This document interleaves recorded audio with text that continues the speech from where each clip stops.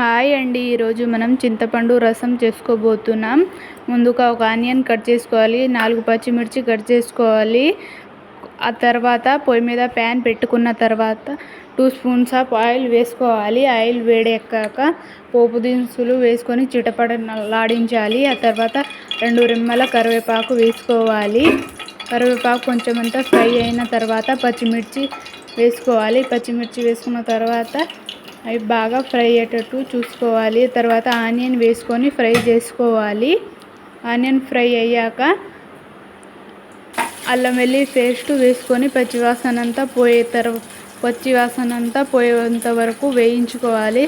ఆ తర్వాత చిటికెడంతా పసుపు వేసుకోవాలి. దాన్ని రసంలో తగ్గట్టు ఉప్పు వేసుకోవాలి.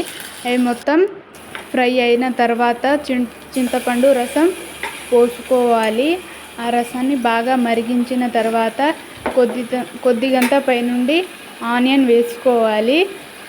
అప్పుడే కొంచెమంత కొత్తిమీర కూడా వేసుకోవాలి. రసం బాగా మరిగాక